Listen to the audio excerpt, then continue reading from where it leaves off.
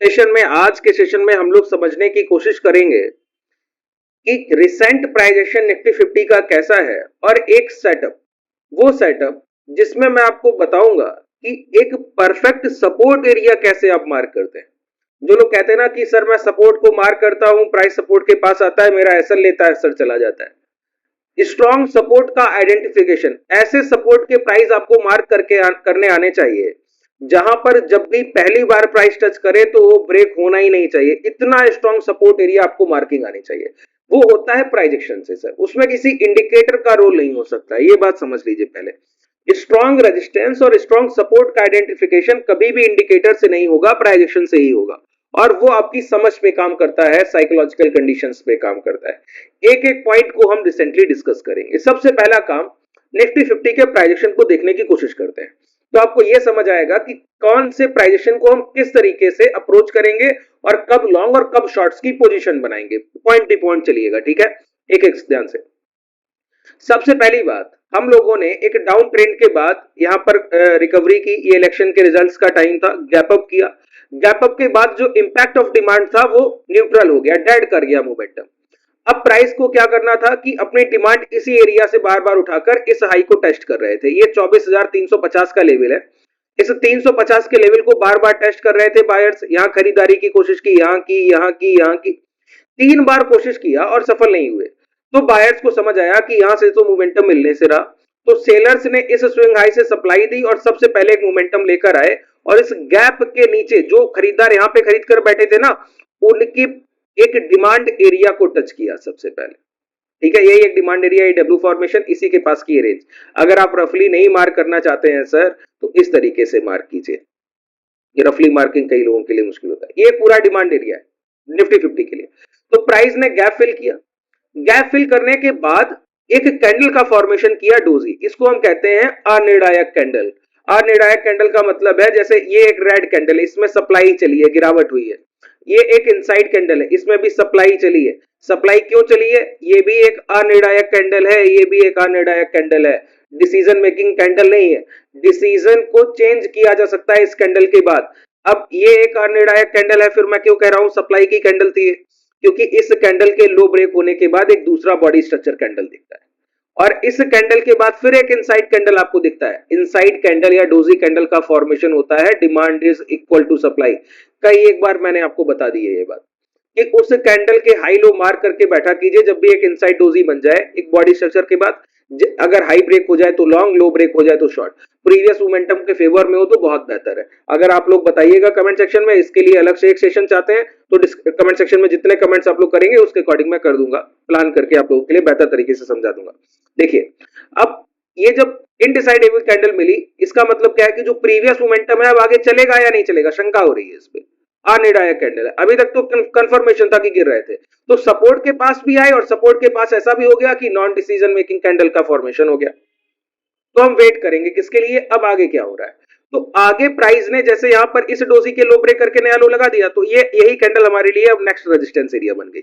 Mark कर लिया, इसको मार्क किया। अब यहां पर प्राइस क्या कर रहा है, एक कैंडल, दो कैंडल और लो ब्रेक नहीं कर रहा है। लो ब्रेक करने से पहले प्राइस फिर गया और इसी डोजी को टेस्ट किया। एक तो यहां टेस्ट किया, एक यहां टेस्ट किया। टेस्ट करने के बाद नीचे क्लोजिंग दिया। अब भी प्राइस में इन्वर्टेड हैमर, इसको हम बोलते हैं इन्वर्टेड हैमर। जब भी प्राइस अपने स्विंग हाई के पास से सप्लाई उठाकर लाए, लास्ट सेलिंग प्राइस से सप्लाई उठाकर लाए और नीचे आके क्लोज करे, तो पहले खरीदारी हुई, बाद में बिक वाली। तो क्लोजिंग के पास जो मोमेंटम हुआ, सेलर्स एग्रेसिव होने चाहिए सर।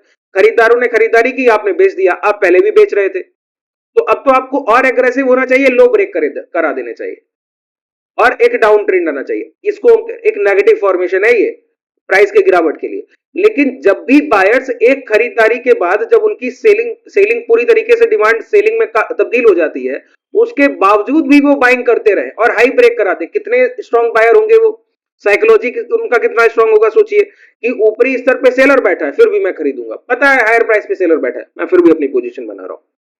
तो ऐसे स्ट्रॉन्ग बायर, ऐसे स्ट्रॉन्ग बायर, तो कोई भी इन्वर्टेड कैंडल बने और उसके हाई ब्रेक होकर एक बॉडी साइज कैंडल बन जाए, तो समझिए जितनी भी सप्लाई पड़ी थी काट दी गई। अब देखिए, ये था सेलर एरिया, यहां पर बना एक इन्वर्टेड हैमर कैंडल जिसने सेलिंग के लोअर विक को टच किया, सप्लाई उठाई, नीचे क्लोज किया। इसके बाद भी प्राइस ने लो ब्रेक नहीं किए, तो ट्रेंड का रिजम्पशन नहीं हुआ, डाउनफॉल कंफर्मेशन नहीं हुआ, रिजम्पशन नहीं चला, लोअर लोस के फॉर्मेशन नहीं हुए। प्राइस ने क्या किया, इस एग्रेसिव सप्लाई की रेंज को ही काट दिया और एक कैंडल क्लोज कर दी।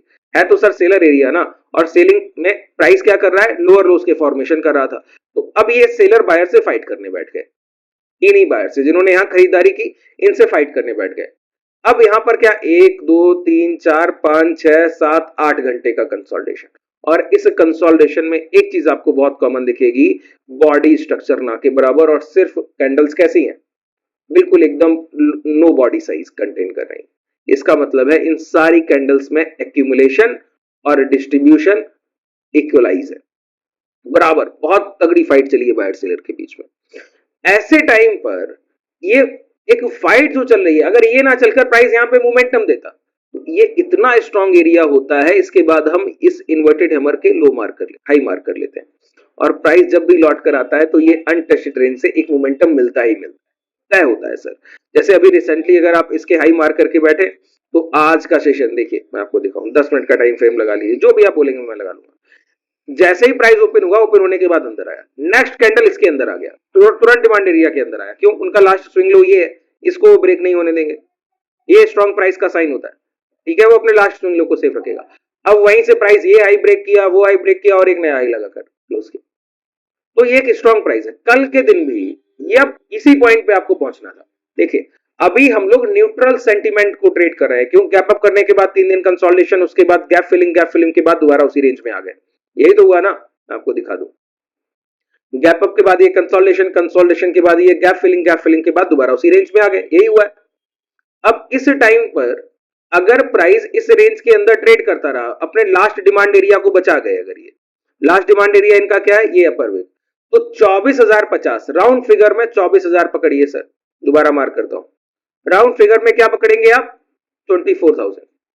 24,000 के नीचे जब तक निफ्टी 50 ट्रेड नहीं करता, और आज के लो भी 24,012 के पास है, तो राउंड फिगर 24,000, तो 24,000 के नीचे स्ट्रक्चर वीक रहेगा, और ये अब पूरा आपके लिए डिमांड एरिया है 24,100 से लेकर 24,150 के बीच में। जब प्राइस 24,000 को ब्रेक करेगा, तब आप इसको एक वीक प्राइस मानेंगे। दूसरी बात, जैसे ही 24,000 ब्रेक होगा तो बहुत एग्रेसिव गिरावट होगी, क्यों, इन खरीदारों को काटना, ये बहुत अल्ट्रा स्ट्रॉन्ग बायर है, ये डिमांड आने के बाद, ये पुल बैक आने के बाद, ये गैप फिलिंग के बाद सबसे बड़ी खरीदारी यहीं पर पकड़ के बैठे हैं। ये अपने एरिया के अंदर प्राइस को नहीं एंटर करने देंगे, और यही इनका टेरिटरी है। तो 24,000 के अंदर अगर सेलर प्राइस ले आए कल के सेशन में, तो वहां से एग्रेसिव डाउनफॉल होगा। तो डाउनवर्ड मोमेंटम के लिए क्या आपके लिए लेवल जरूरी है, 24,000। 24,000 के नीचे गिरावट देखेंगे, उसके पहले नहीं। दूसरी बात, और ये 24,000 का ब्रेकडाउन दो तरीके से हो सकता है।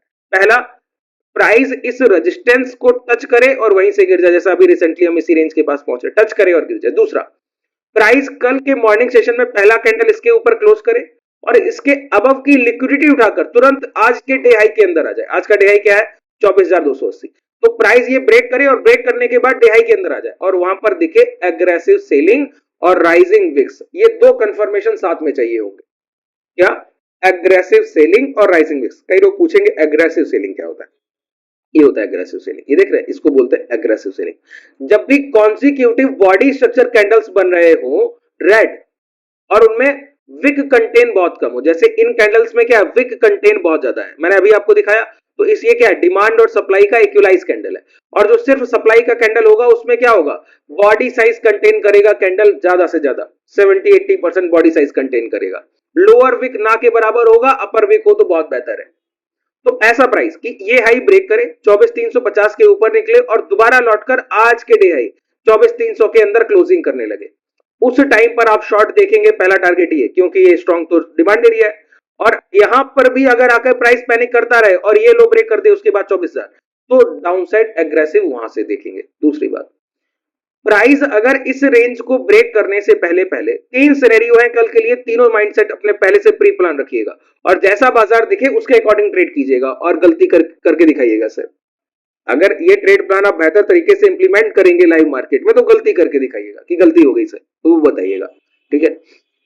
अब तीसरा ट्रेड प्लान है हमारे पास कि तीसरा सेंटीमेंट जो कल पॉसिबिलिटी है निफ्टी 50 में, वो पता है क्या है, वो है कि प्राइस अगर ये जो हाई लगे 24,350, इसको ब्रेक करके 1 घंटे की स्ट्रॉन्ग क्लोजिंग दे दे, क्लोजिंग करने के बाद फिर प्राइस कुछ भी करे, पुल बैक, रिट्रेसमेंट, कुछ भी करे, जो भी कल के डे लो लग जाए वो ब्रेक नहीं होने चाहिए, वो ब्रेक नहीं होने चाहिए। अगर एक बार डे लो को टेस्ट करने जाए और तुरंत अंदर आ जाए तो उसको हम डे लो ब्रेक मानेंगे भी नहीं, ठीक है। उसके नीचे की एक क्लोजिंग, रिटेस्ट और जो पहले इंपैक्ट लो लगे फिर वो ब्रेक होने चाहिए, तब कंफर्मेशन मानेंगे कि डे लो ब्रेक हो गया। कल का डे लो जो बनेगा न्यू, वो मैं बता रहा हूं, इसके ऊपर एक पूरा कैंडल क्लोज कर जाए 24,350 के ऊपर और प्राइस यहां पर रिट्रेसमेंट करे, कुछ भी करता रहे, फिर आप 2 और 5 मिनट के टाइम फ्रेम पर लौट आएंगे। उस समय पर विक्स भी आपका 2-2.5% नेगेटिव ट्रेड कर रहा हो तो ये आपके लिए एक पॉजिटिव साइन होगा, और 2 और 5 मिनट के टाइम फ्रेम पे कभी भी इस पहली आवरली कैंडल के हाई ब्रेक हो जाए वो आपके लिए टाइम टू लॉन्ग है। सबसे बेहतर तरीका है लॉन्ग पोजीशंस को ट्रेड करने का उस टाइम पर। तो इंट्राडे में लॉन्ग की पोजीशंस कैसे ट्रेड होंगी इस मार्केट कंडीशन के साथ जो मैंने अभी बताया। शॉर्ट की पोजीशन कैसे ट्रेड होंगी, या तो 24,000 ब्रेक हो या विक्स हायर हो और प्राइस गैप इस प्राइस को डे हाई ब्रेक करे और ये ब्रेक करे और दोबारा लौट कर रेंज में आ जाए और विक्स राइजिंग हो, उस टाइम पे शॉर्ट होगा।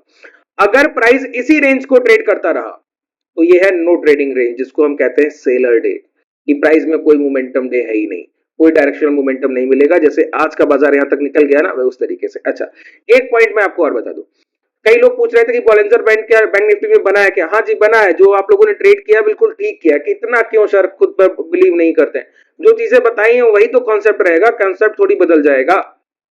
देखिए मैं आपको दिखा दूं, ट्रेड करने के बाद लोग पूछ रहे हैं कि सर वही बताया था क्या जो बोला है।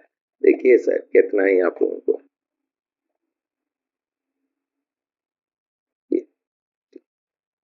10 मिनट के टाइम फ्रेम पर आइए, और ये 10 मिनट के टाइम फ्रेम पर आपको क्या हुआ, जो चीजें बताई कुछ नहीं चेंज हो रहा है। ये तीनों के बीच में एक एक्सटेंशन है, एक्सटेंशन के बाद ये रेंज नैरो हुआ बैंक निफ्टी का, नैरो रेंज के बाद एक कैंडल क्लोज किया जिसने सारे स्विंग हाई ब्रेक करके क्लोज किया। अब यहां पर आपकी एंट्री बनती है 51,980 का प्राइस जो हाई लगाकर आया, 52,200 लगाकर आया, तो ये 300 पॉइंट का 200-250 पॉइंट का मोमेंटम आपके सामने, 200-250 पॉइंट का मोमेंटम आपको एक बार में मिलता है, ठीक है। जैसे ही प्राइस अंदर आता है एटीएम से राइड करते हैं ना, ये कैंडल क्लोज कर तुरंत बाहर निकली, वेट नहीं करना है, फिर इस तरीके से आपकी एंट्रीज बनती है और ये परफेक्ट प्राइस होता है सर जब जब आपको मौका मिलेगा। इंडेक्स में मिला है आज आपको, मैं आपको स्टॉक्स के कई सारे एग्जांपल दूंगा, कल दोपहर का सेशन भी इसी एग्जांपल पे करूंगा और आपको बताऊंगा कि लाइव मार्केट में कौन कौन से सेटअप्स आपको इस तरीके से ट्रेड करने का मौके मिला। ये प्रैक्टिस मैं आपकी तब तक कराऊंगा एटीएम और बॉलिंजर बैंड पर जब तक आप पूरे परफेक्शन के पीक तक नहीं पहुंच जाते, ठीक है। अगर कोई डाउट रह गया हो नीचे कमेंट सेक्शन में बताइएगा।